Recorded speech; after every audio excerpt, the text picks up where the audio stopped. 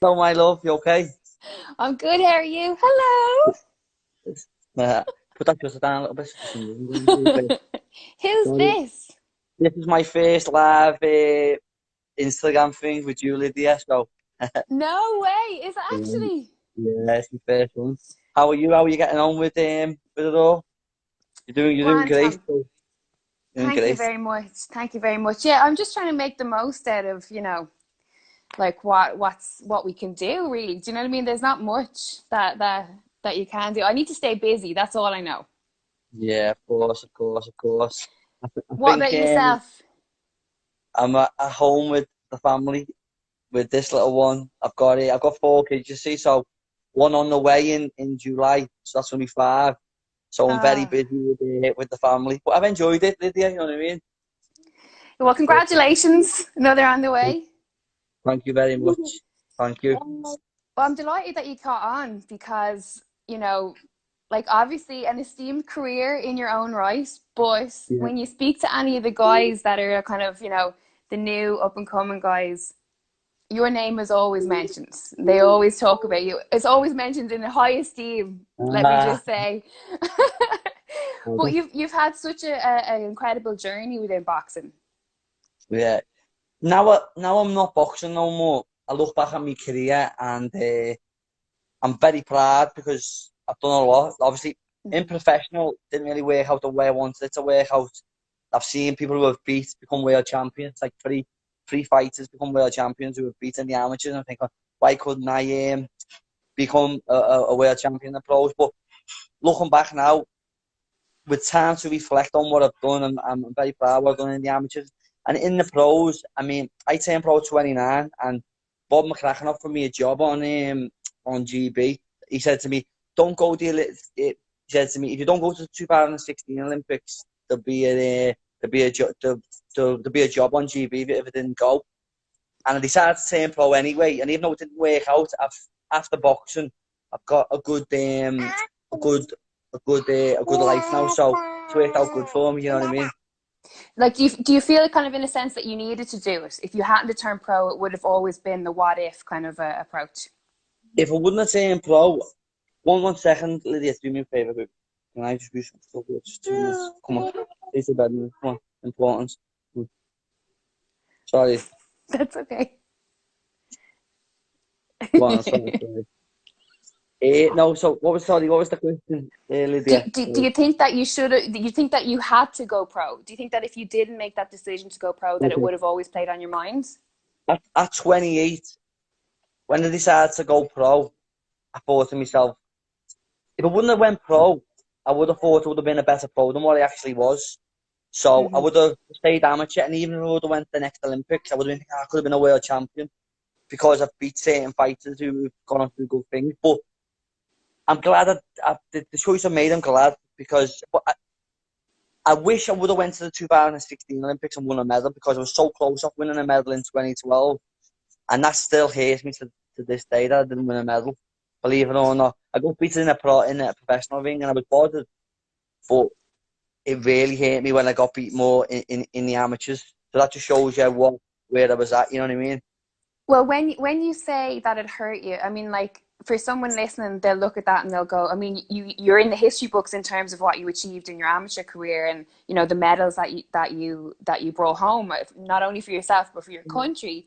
So where does that come from? Where is the hurt? Is that the competition element of you?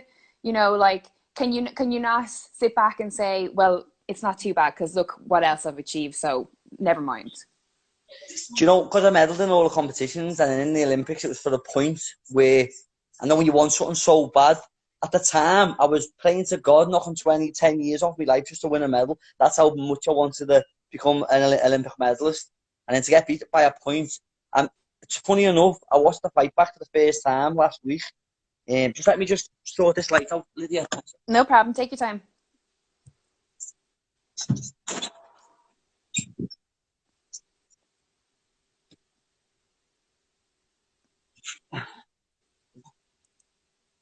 Wait, John, sorry. Yeah. You know, with me lights in my own house.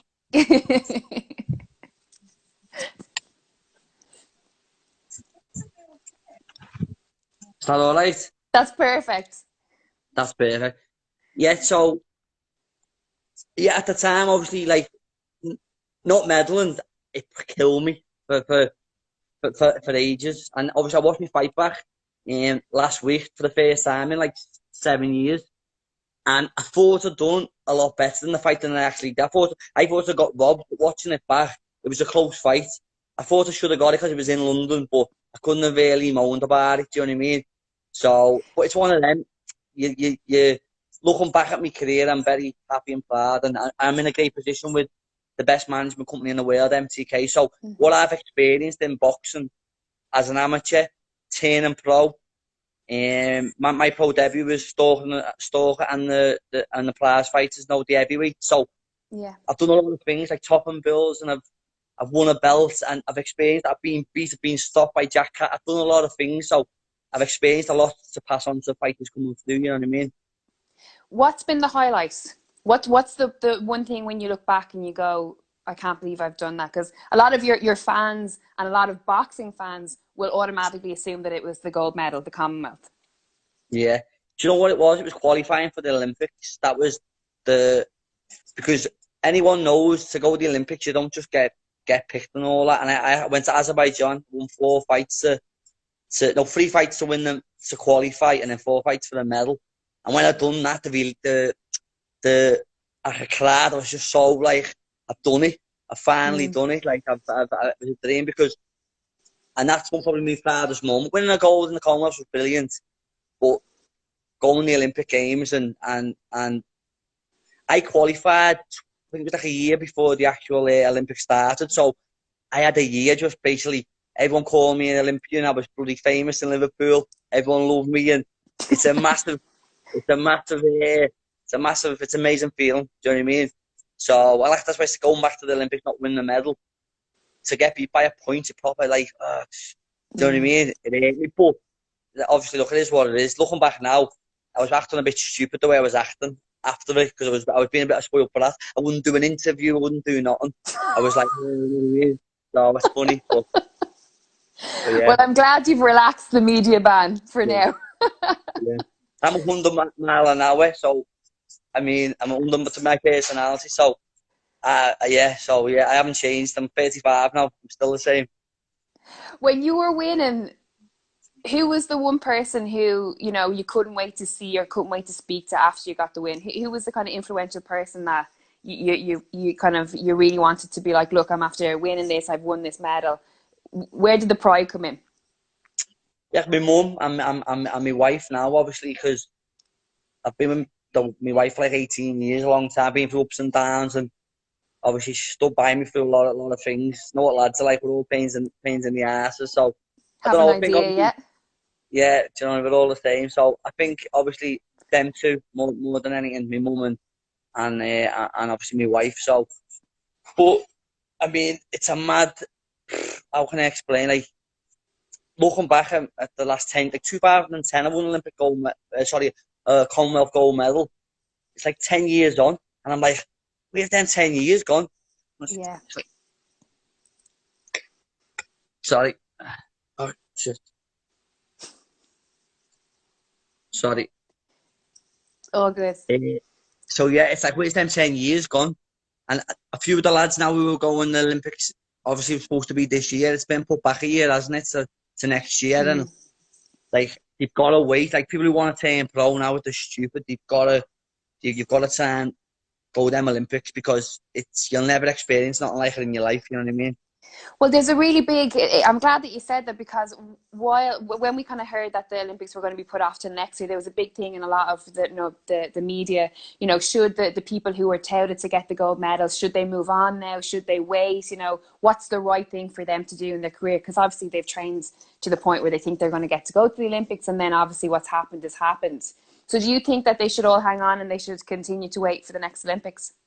A year in life is nothing. Any fight, if you've got a chance to go to the Olympics, like you've got to go, because if you want to wear a world championship belt, I reckon it'd match it. But even going to the Olympics, getting your kit, getting your fight kit, doing the whole whole Olympics, it's an amazing. I look back at me doing it. I didn't appreciate it as much as what I should have. So now I think, taking hell, that was me who went to the Olympics. I was captain of my country, and you know what I mean. So all the amateurs coming through now, you've got to go to them Olympics, because it's when you're saying pro, it's more, it's a business. So it's more, even though you're at home a lot more, it's a lot different. It's better in certain ways, but being on the GB team with the lads, it's an amazing thing. You know what I mean? It's amazing. Like, in your opinion, what separates a good amateur from a Team GB amateur? it's more.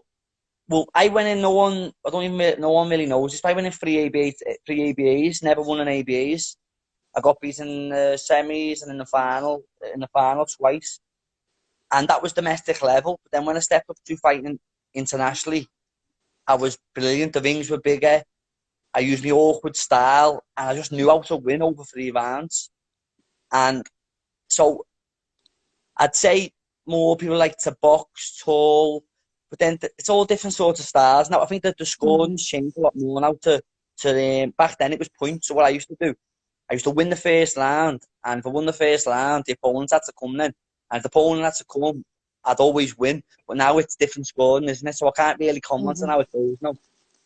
So then when you did eventually turn pro, obviously you were saying, the job was offered to you, but was there anyone else aside that was saying, no, that was a bad idea? Or was the majority of people that you spoke to, were they like, no, this is a good idea, let's go and do it? Do you know what it was? It was because I've been on the squad for 5, nearly 6 years, GB. I couldn't have done any longer on it, because I literally give me life to being on the squad, and it was hard. So it was more for that reason. And then Bob McCracken said to me, he went, don't turn pro, sort of thing. And what he said sticks in my head now when I look back at my own career, when you get it with them little gloves on, and when you're in them hard slugging fights. And I've been in some fights in pro in the 8th round, and I've been thinking, I've been sitting on the beach, my head's been elsewhere. I've been in my bed on the beach. I've had mad thoughts where in amateur it's 3 rounds, so you can get in. It's a sprint, not a marathon sort of thing. So you can get in and get out quick sort of thing. But pros, it separates the men from the boys. So put it that way. It's a totally different sport than obviously amateur. You know what I mean? Well, with that then, no, it did very well. Yeah. What I also want to ask is, apart from the obvious differences between amateur and pro, obviously the style, the times, all that kind of. What is the biggest, what was the biggest thing that you noticed in difference between being an amateur fighter and a professional fighter?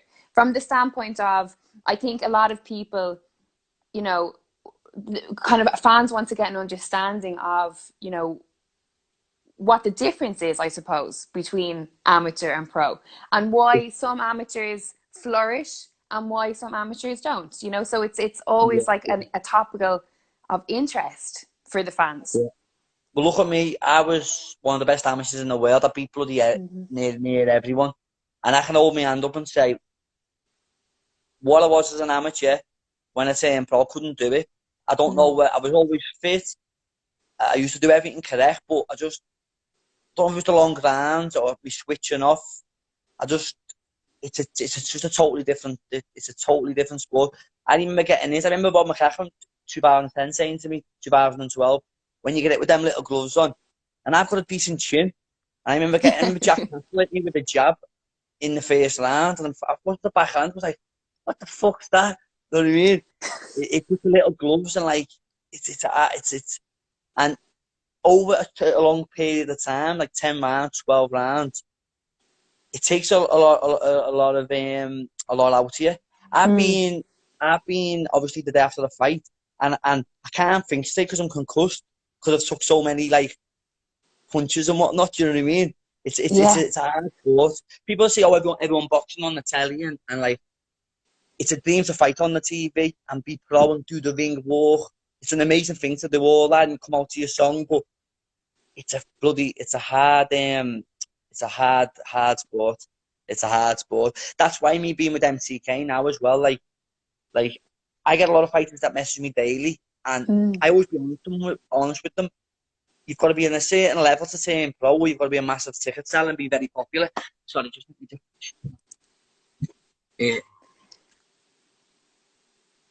so it's a bloody hard sport.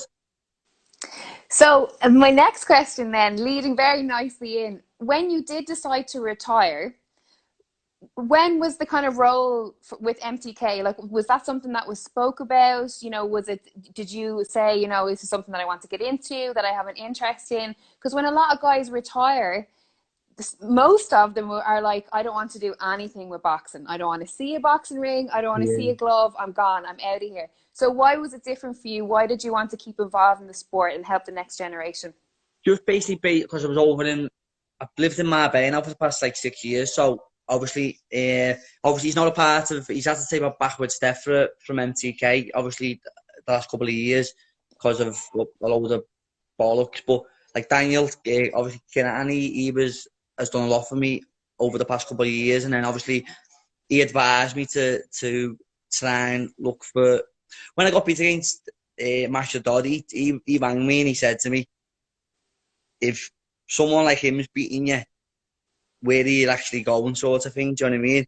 And I had to look myself in the mirror, and I thought, and before the fight, I said on a press conference, I said, if Master Dodd beats me, he'll be time because I won't fight again, because I was watching him boxing and he's fucking shite. And then obviously when I got in there, he beat me. So I was like, what does that make me like? So after that fight, I thought, I've got a lovely family. I've been advised by good people to not fight again. And obviously I got offered a dream job within MTK of scouting, and I now manage all fighters coming through. So I'm very lucky because a lot of fighters don't get what I've had of to get finished boxing and go, there's a job there scouting and being a manager for the biggest boxing company in the world. So I'm very thankful for my position, and I want to get the next world champions with, like, I'm very passionate about boxing, and because I know what obviously MTK can do, and I'm very passionate. I used to every fight, and I'm like, oh, if you come with us, we'll do that. We won't lie to you, but we'll do our best and get you where you're going. So that's the way I'm at, like, you know what I mean?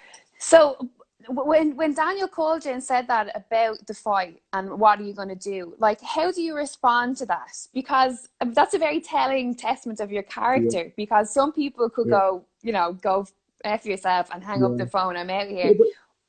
Yeah, he said it in a certain way where basically, I can't remember how he said it, but it stuck with me. And in my own heart of hearts, though, I knew, like, even though I was 32 at the time, 33, I knew, like, if I come back again, I'd have to go on ticket deals, fighting on the smaller shows. And I know what it's like doing ticket deals. I've never really done a ticket deal because I've always got good money, and I've been very lucky because Jack Castle beat me. I still got top money for my next couple of fights. So I've always been looked after with what money I've got. So to go on a ticket deal and earn no money, I didn't really want to do that.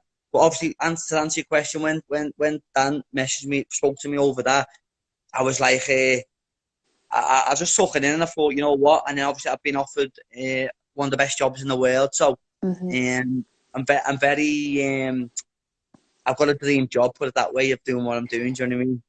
Well, I would agree that you have a very great job, but how does someone like yourself then navigate that role? You know, like, there's so many boxers that are out there. So many, I imagine, want to get signed by MTK. We all see what the company are doing, how they can propel fighters' careers, you know, from the guys that are turning pro to the elites like Frampton, like Conlon, you know. So how do you filter the quality from I'm trying to be delicate with my words here, but what makes an MTK fighter? Put it this way, like, I get a lot of fighters. I've had a fighter from Canada message me just last week. I've had bloody Italy, France. This was this week. But a fighter could be good from France, but if he's not elite, we've got to pay for everything. So even though they're good fighters and they could be good, I'd put it this way: if I signed a fighter from France, right, he's got to be very good, because if we've got to pay everything for them, say for instance we get 20% management fee off them, we're never going to get our money back. So it's bad business. So whatever fighters we sign from out the way, they've got to be elite. I mean, in England, I can sign fighters who they could have potential. I might not look at them and go, he's going to be a world champion. But I could look at him and go, you know what, he's got potential. We could put him on a ticket deal with MTK on a management. When he gets to a level 8-0, 9-0, we'll then put him with a Frank Warden and Eddie Hearn, and we'll push him that way, or we'll keep him with MTK. So, but obviously that's the. But it's hard to be putting a lot of money into fighters that you're not too sure on how good they're going to be, because it's bad business. You know what I mean? And I know absolutely the amount of money that a lot of money is being put. A lot of money, like boxing, there's no money in boxing unless you are elite level. But look what MTK are doing now. We're putting shows on every week for fighters coming through, giving everyone the opportunity. Who does that? I mean, and if you're good enough, you'll go obviously with a Eddie Hearn or a Frank Warden or the Top Rank. It's like it's what we're doing in boxing. It's unbelievable. And like some of the GB lads now, we were on GB. Like if you sign with MTK, like they've got the strongest person behind them, company to get you the best deal off the promoter, off the Eddie Hearn, the Frank Warden, the Bob Adams. So even though we take our percentage management fee, we're going to get you more money. What fight you're going to get anyway? So it's a win. It's a win-win. It's a win-win whether you're at grassroots level coming through or you're a GB fighter. So, but for me, sorry, I keep talking. Sorry. No, you're for me. I don't shut up, do I? Sorry. For me, sorry. For me, it's like it's an easy sell. When people message me, I haven't got to lie. I just tell the truth. And we do what we do, so it's good. But why? I mean, a lot of people are trying to figure out what's the successful blueprint. Like when we look at MTK and we look at the levels that are kind of how the team are running, you know, from the small hole shows to the, like you said, the big Eddie Hearn shows, the Frank Warren shows. Like, what is the secret? Why has the company been so successful and is so successful? What are MTK doing that others can't do? Because people might hear me say this and go, it's not about that, but it isn't about them.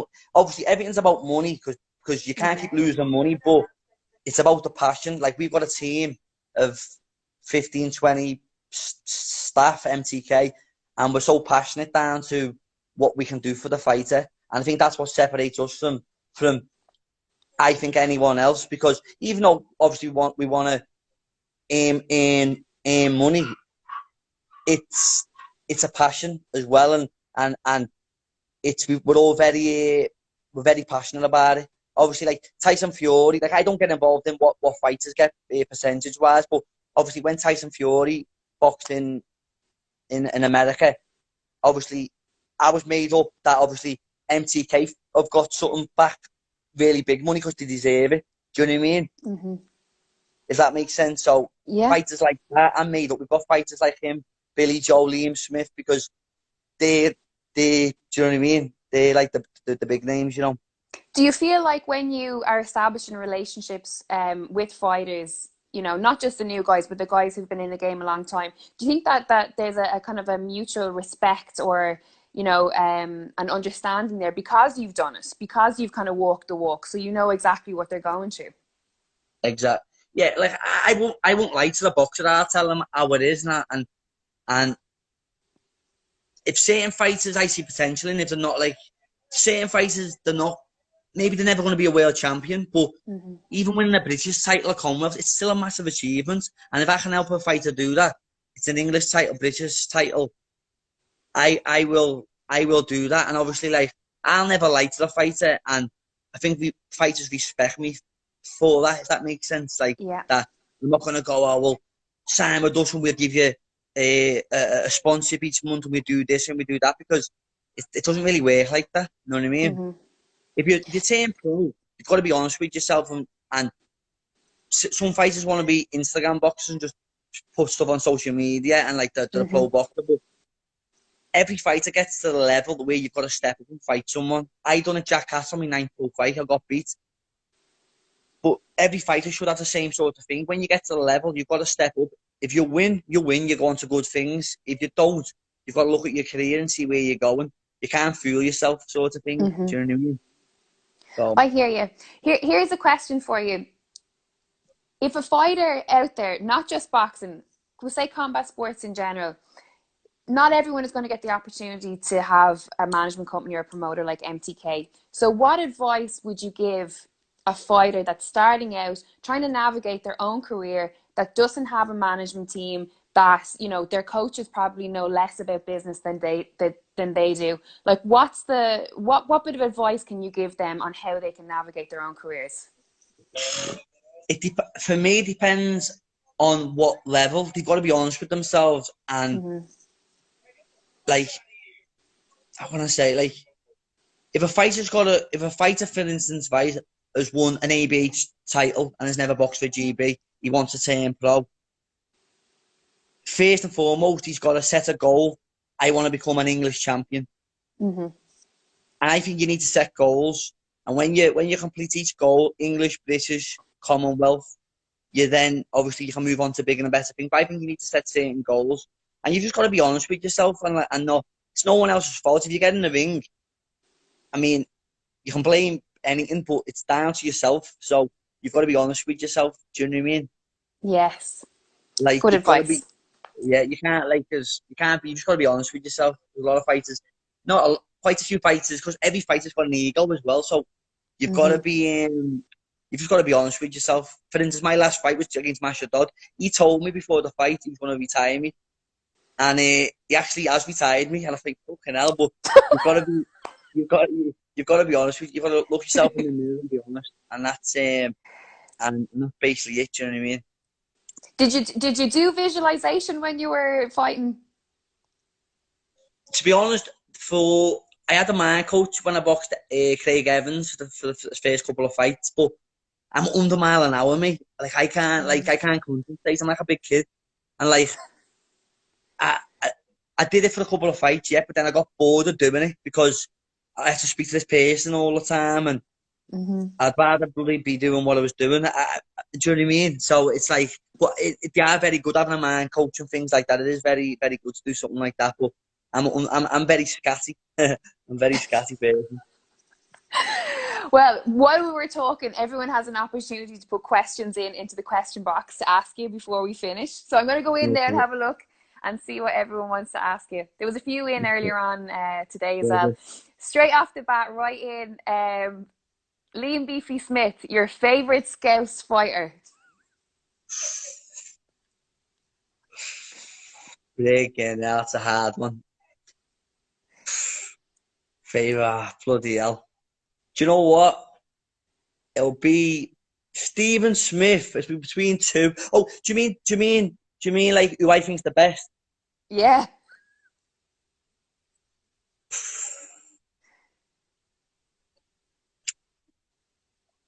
It's got to be between Liam Smith himself and Tony Bellew. I think that's what he wanted to hear. Yeah, Tony Bellew and Liam Smith. Diorn Felici? Sorry, I forgot Callum. I forgot Callum Smith. But again, I think I've got all about. No, between Liam's gone. It's Callum and Tony Bellew. Hopefully he's logged off. He hasn't seen this yet.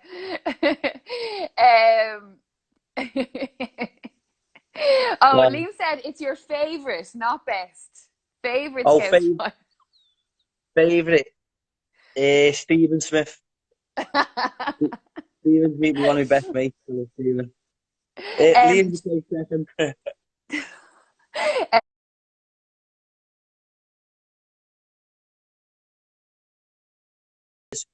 I'll go into coaching as well as management. Lauren Felici said, can you please ask Tom, does he think Jack Catterall can win a world title?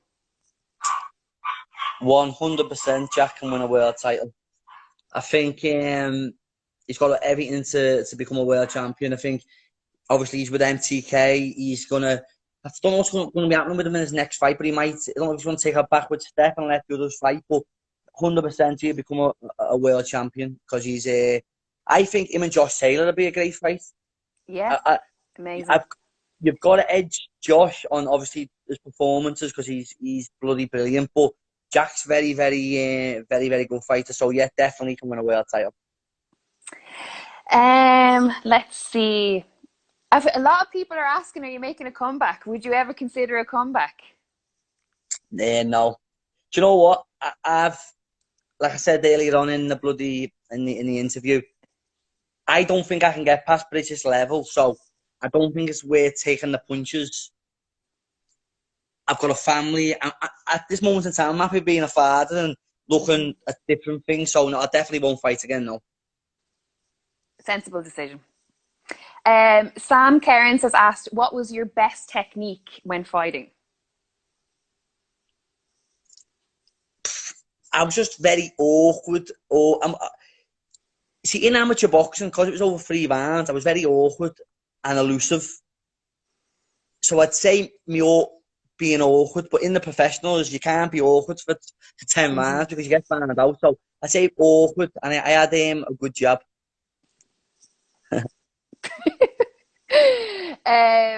Let's see. Tom Little has said, top man, and wants to know, are you coaching fighters now? That's a good question because in a couple of years I want to go into coaching because I've got a passion for it, and I'm actually not a decent coach. I don't want to be bigging myself up, but I'm decent on the pads and I understand boxing. So I think in a couple of years I'll go into coaching as well as management and scouting. Yeah. Great idea. Karen has asked, if you could quarantine with 5 people, dead or alive, who are you choosing? 5 people. Johnny Cash. Ah, brilliant. Yeah, classic. Elvis Presley. But people say Elvis was a pervert because he went with Priscilla when he was young. But it'd be Elvis. The wife's in the kitchen, so I won't mention no women. I'd say Muhammad Ali. Another 2. Bloody hell. I'm trying to think of another 2.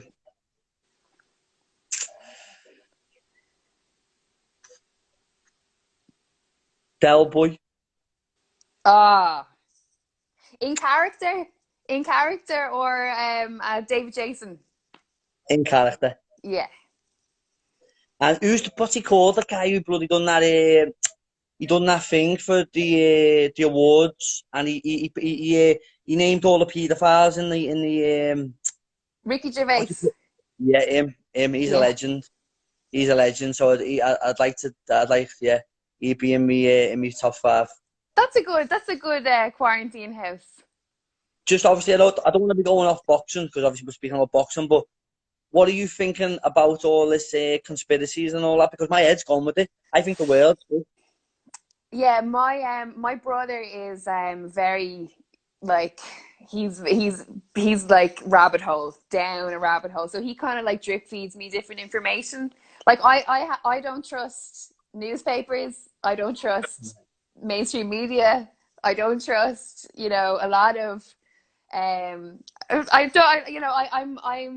what I think is that you're gonna put me. I'm gonna get. You're opening up a can of worms there, but I have an alternative view on it. I don't know. I don't believe everything that I read, so I'll leave that. I think. Well, what I think is Bill Gates should be in jail. I think I love Donald Trump. I like Donald Trump.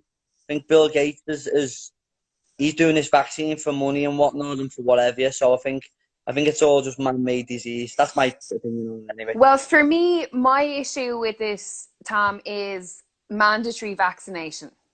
I believe that, we should have a choice on whether or not we want to vaccinate ourselves or our children or whatever it is. Well, I've heard the vaccine, they're going to put a chip in you so they know where you're going to be at each time, and it's mad. So imagine that, you get a vaccine and they put a chip in you so you can't bloody you can't I don't even know. It's mad. I don't even know. Well, So How is everything in Marbella at the moment? Because like in Dublin, I mean, it's not too bad. I mean, people are a little bit nuts with like the masks and gloves and stuff like that. But my worry is when this is over, like everyone going back to normal civilization and being connected and being able to because you're walking down the street and people are jumping out of the way. Do you know what I mean? Because they're terrified that you're going to pass a disease on to them. You yeah, know. yeah, yeah. At first, going in the shop when you've got to wear a mask and gloves, it's a little bit weird, isn't it? I mean, Mm-hmm. but now it's gone a lot lighter here now. It was supposed to be opening everything up on Monday, but they've extended it again now. So I think more people must be dying. I think loads of people are dying in Malaga, so they've extended it a little bit longer, another week. So it's just not good, is it, for life? Like, but even for boxing, even with boxing, how can shows be like can go ahead if there's no crowd? It's mad. Like, Like I haven't yet thought about the kind of the real implications of it because obviously there's talk about July, like Eddie Hearn's come out and saying like Matchroom are going to do a show and they're going to be closed off and stuff, but that's fine. But there's a whole other world of boxing and sporting events that are like, when are we going to get it back? I I'm think, concerned because my whole business is based on yeah, traveling to events and shows and doing all the yeah, backstage interviews and footage. So I'm concerned. yeah. I feel sorry for boxers as a whole. I mean, it's hard. Like, I manage quite a few fighters, and like, same again. I've just got to tell them like this year's. I just be honest and say I think this year's going to be a write-off. Like the way it's looking. Like I look after Tasha, obviously for MTK. She's fighting Terry Harper, so that's going look could be in July. So that's good. But Tasha's one of the lucky ones where a lot of Mm. fighters are not going to get that opportunity. Do you know what I mean? So like, what then would you say to a fighter that has a young family, isn't working, is trying to make a living on doing the small hole shows and selling tickets and the whole lot, and they're getting told now that you might not be fighting in front of a crowd, or you might not be fighting at all for a year's time? Like, what do you do? Do you get a full-time job? Do you pack it in? Like, what's the answer? You've got to get a job, haven't you? Like, if you've got a Mm. family, you've got to get a job. I mean, like, this is something else as well. Like, I think certain boxers, even though you're professional, you can still, you face so many fights, you could still work. It's not like some Mm-hmm. people think, oh, because you're professional, you don't need to work. But you face few fights, you should work anyway. I don't think it's bad working. I mean, do you know what I mean? So, but yeah, you'd have to put the boxing to one side and feed your family, because that's what's most important. Is looking Absolutely. after your family. Well, that's a good point because it's one that I always ask as well with fighters and interviews is, there's a misconception that to be a professional fighter, you have to be trained 2-3 times a day. You can't work. You have to be completely dedicated to your craft. And, if you anything else outside of boxing or the sport that you're doing is you're accepting defeat. You obviously disagree with that. Now, I think, look, as long as you get your couple of, you do need to train hard and you need to rest. Mm-hmm. But it depends what level you're at. I mean, if you're fighting for a world title and you need an 8-week camp, yeah. But I don't know. It depends. Put it this way: if a lad wins an ABA title and he turns pro and he's on a ticket deal, you've got to work, haven't you? So you just work Mm. bound. You work bound. Your job. I mean, I was quite lucky when I turned pro. I got a good sponsor and whatnot, and a lot of fighters need sponsors to get where you're going. I had a good sponsor. I was quite lucky. But if you haven't got a sponsor, you've got to work. That's the hard thing about it. But you know what I mean? It is what it is. Like a lot of fighters. How can I? Because I don't want to. If you turn pro, there's no money in boxing unless you get to the top. So Mm-hmm. you've got to be realistic with yourself, haven't you? You've got to turn pro and work your way up. Even if you fight for a world, I know people who've won a world title and they're on the taxis now, being a taxi driver. So it just shows you there's not that much money in it, is it? So you know what I mean? There's not, and there's even less in media. What a passion you're doing, like what a job you've got. Amazing. Yeah, But like I mean, I always would you see not? those Q&As. Huh? Sorry for interrupting you. Would you not have a word with the IFL TV? Get on board with them. Oh, I don't know. I don't know. You I have to know, see. I don't know. Coogan's a busy man. Do you know what I mean? I have to. I haven't met him yet, so maybe one day when I meet him, I'll charm him and he'll offer me a job. But yeah, that's one thing. Like a lot of people, yeah, I do Q&As, and there's a lot of because I'm 35 as well, so a lot of people around my age group always say to me, I'm in a job, I hate it. Like watching it, like I was working, full time. I had a really good job in PR. I had like a down payment for a house, and I literally just went, I can't do this anymore, and I just jacked it all in and started Fight Connect TV, and I've been having the best time ever. Do you know what I mean? really. So you have to How, follow your passion. I don't want to be putting it on you, this question, but how do you survive? Do you get any money from, like, because it's hard, isn't it? Have you got to Yeah, well, work on that? I promoters pay me to cover their events, so I do Okay, like a 360. So the idea with Fight Connect TV is that if you're sitting at home on a Saturday night, I'm going to go to the events, I'm going to get all the results, I'm going to get highlights of the fights, I'm going to be backstage, I'm going to do interviews, so you can be sat on your couch and know exactly what's happening at the yeah, event. So that's the kind of idea. That's the sell. yeah, But yeah, like advertising, and then sometimes I do take like 6-8 weeks like work, and I'll go back and I'll work in an office for like 8 weeks, get some cash together, and then be able to like go and do it for another couple of months. So hustle. yeah. But that's a passion. That's brilliant. It's amazing. I know that is it. Kieran Cassius started off doing that, didn't he? I mean, he Hmm. started off like at the bottom, and look where his company is. Like Billy Joe said, I think his company's worth 4 million now, is it? That's what it I heard that Coogan is worth 10 million. is. Take it out. It's amazing. But there's one last question here, Tom. It's a good one, so I will leave it on this one. Um, Okay, Shane has asked, what's been the best bit of information or the best bit of advice that you've ever been given, and who by? good question. That best bit of advice. Okay, that was a good question. That I'm a dozy fucker. I'll be like that thinking, kind of thinking. Best bit of advice in boxing or in life We'll go in general. in general. If you be honest and you be a good person, you can't go far wrong in life. So, if you're honest and you're a good person, you're always gonna do good things. If that makes sense. So, Hmm. so if you're sly or you're not a nice person, you're not gonna get where. For instance, I've ended up with probably a very good job because and a good life after boxing because I like to think I'm quite an open sort of person. So Hmm. I think if you're honest and you're straight, you can't go far wrong. You know what I mean? Yeah, that's good advice. Well, thank you very much for the time. Yeah, Appreciate it. my pleasure. My pleasure. Thanks It was very really much, good to and chat. it's been lovely to speak to you as well. And all Yeah, the you best too. in your future. Thank you very much. And you can give Coogan a ring for me and tell him he can call me Yeah. anytime for a job, yeah? Okay. I plan to see you now. Yeah, do. Thanks so much. Thanks so much, Tom. Enjoy the Okay, rest my of your love. weekend. See you See you in later. a bit, my love. Bye Bye, now. bye.